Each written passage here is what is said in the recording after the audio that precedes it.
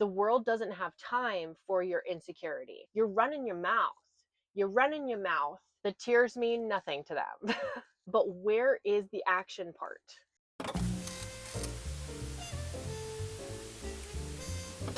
Oh, I'm feeling the shame. Pretty on brand, I would say, at this point. Lately, I have been challenging myself to get out into the world more instead of sequestering myself away in my safe space, in my little cave where I can just draw and I can write and I can observe the world, but I don't have to participate in it. And unfortunately, what I have learned from being a fly on the wall for most of my life is that it doesn't really get me anywhere to do that. It now puts me in a position where I know a lot of people, but no one knows me because I was never brave enough to actually show up and make myself known. I'm not going to invest in my craft because I don't want to promote myself and I don't want people to think that I'm a narcissist or a loser. And so I'm just not going to practice. I'm just going to observe the other people that are doing what I want to do and I'm going to support them. That means that I'm going to be in the world. No, no, it does not work. You kind of have to treat life like it's a science experiment. You have to use the scientific method. Part of the scientific method is to test, and you need to actually test. You can't just be writing hypotheses like forever. Being an observer and sitting back and just commenting and like making assumptions and drawing conclusions about the world around you that you're not even letting yourself participate in is pretty big loser behavior, honestly. And I say that from experience. I'm not trying to put anyone else down here. I'm just saying, like, you're probably like me if you clicked on this video and you are really good at a lot of different things. Or maybe you don't think that you're really good at them, but you know that you enjoy doing them. And therefore, you want to have all of the time to do all of your different things that you're interested in. And you dream and you fantasize and you visualize yourself becoming successful at all of them. But where is the action part? Where you say you want to do all of these things, you talk about how you do them, you tell people about how you went to school for this one thing or how you like to do this other thing. You're running your mouth. You're running your mouth. You can blame your spouse, you can blame your friends, you can blame your parents, you can blame your dog, you can blame the government, you can blame the church, you can blame when push comes to shove and someone says, oh my gosh, well, where can I find your work? And you don't have anything up to date. That's embarrassing. And that is on nobody but you. You have to find what you love and you have to let it kill you. You have to become so incredibly obsessed with repeating the motions of your dream life. If you do not outwork your competition, you will be left behind. Your dream life is not going to just be handed to you on a silver platter. Particularly in the entertainment industry, I have noticed, again, as an observer, that it's really, really easy to be replaced. You can be just taken off the cast list and someone else will come and fill your spot because everyone is gunning for that position. The world doesn't have time for your insecurity. The tears mean nothing to them. At this point, you might be wondering, why the hell did I click on this video where this stupid person is telling me that I can't actually achieve my dreams? I need you to back up for a second because that's actually not what I'm saying. I'm telling you this because I care about you. I'm not talking about like housing or financial wise, but I am talking about the way that I embody myself and the way that I walk through the world. The only way that I've gotten to this point is by people being really, really, really hard on me. Being given opportunities to rest and take it easy and quit, that has been very valuable at times when I was in crisis and really needed a goddamn break, but it was not the energy that was going to propel me into the next level of the person that I wanted to be. And I did have a fair amount of adults in my life who were only on that other end of the spectrum of tough love and perfectionism, but they never took the time to actually repair and nurture my young spirit. And so I just took like really harsh words super personally and I used them against myself to keep myself small and to give myself evidence for why it's not worth it for me to go after my dreams. My goal with this video is to give you the middle path. You want to find a balanced approach to life that gives you enough space to actually do what you want to do. And a wise rock star once said that you only have to do one thing well to make it in the world.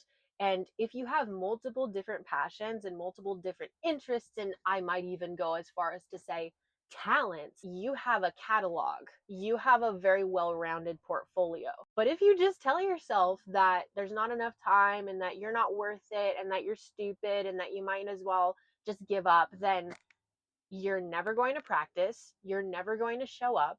You're never going to make it through those difficult seasons where you're not seeing results, and therefore you will never be able to reap the rewards if you never sow the seed. This is me planting a tiny little seed in your brain. For real, I want you to be hopeful about your future and take it from someone who's almost 30 and genuinely up until this point, I did not expect to live this long. That was one of the primary thoughts in my brain, probably from the age of like 9 or 10.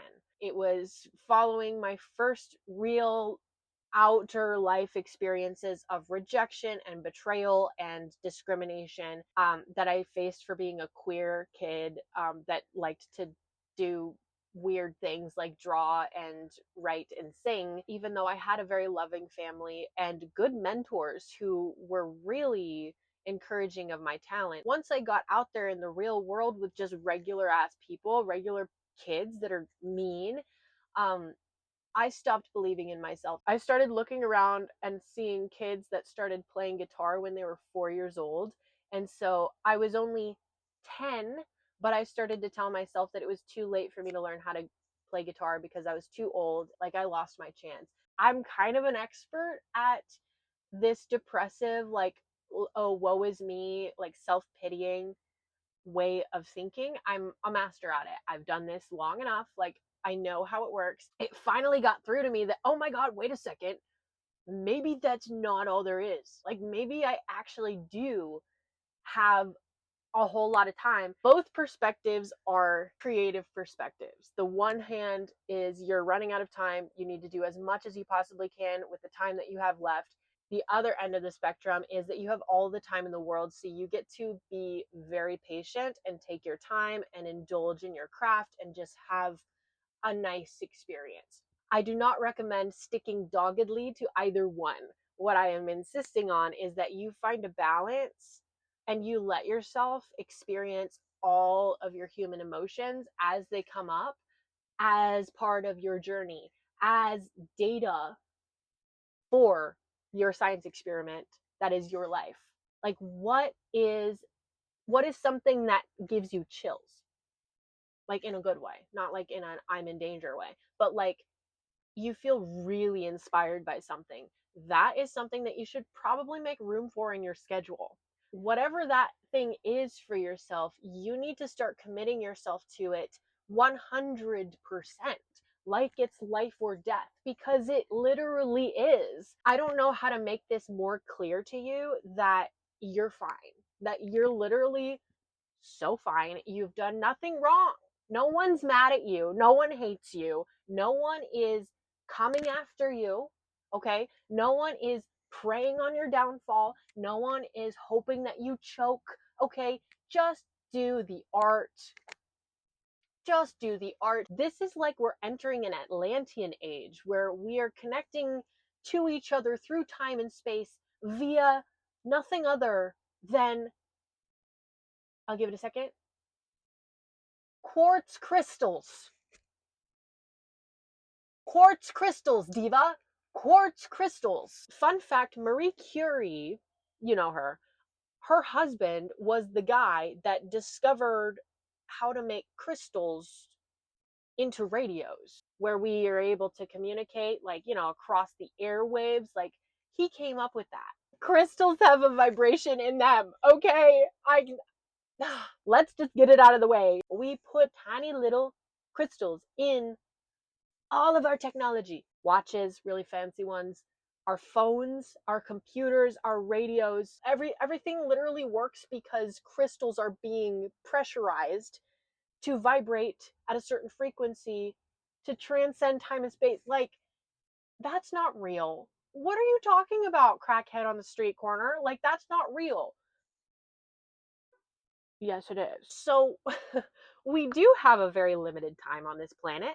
And with that time, we have been given right now in this day and age, we have access to this. We have access to a world of information. You just have to remember that you get to choose what information you take in. If you don't want to see gore and guts and horror all the time, you can literally just choose not to do that. It's hard not to know what's going on in the world right now. So, like, that's not being out of touch. That's just like literally focusing on your well-being. Like, yeah, you can like really disagree with what's happening in the world. What are you going to do about it? Are you going to sit on your phone and fume and your body's going to shake and you're going to try and type as fast as you possibly can to reply to this one creator that you really disagree with, and you really need to let them know that they are ruining the world? This is what's wrong with the world. That doesn't seem like it's going to be helpful in the long run. You know what I mean? So the way that we use this technology is completely 100% up to each and every one of us as individuals, which means if you are someone that has a dream, you have a dream, you want to go after your dream, then, I mean, theoretically speaking, I don't know if this has ever worked for anyone before, but you could literally use technology every single day to share your dream with the world. And then maybe at some point, other people will be like, oh my God, that's period. But if no one knows that you exist, no one knows how to help you. People that want to put you where you want to be would be putting you where you want to be if you were also there too. You need to start walking into the rooms you want to be in. What do you want me to do, bestie? Like, I don't know how else to help you. Just get out there. I have in the past, and I've known a lot of people to complain that there's no community in their local areas. But we've neglected to acknowledge that we are also, as the individuals, as the villagers in the village, we are also community, larger community. And so if we are not seeing what we want to see in our community, unfortunately for you and for me, that means that you have to be the one to put it there. For instance, I just started at my local community college again. It is super intimidating. I'm learning music theory. Yeah, it is a shame incubator. I do not know what the hell I'm looking at. Even though I really suck at it, I'm going to keep showing up. I'm going to keep feeling less than, and I'm going to keep breathing through it because I want to be in the same room as those world class musicians that can sight read like they're reading a children's book. Like, this is so much easier for some people, not for me, but that's not a reason why I should lock myself out of that room. Just because I'm not good at something doesn't mean I shouldn't try it. You have to understand that there is a myriad of different experiences that you could have in this world, and you don't get to choose all of them, but you do get to choose some.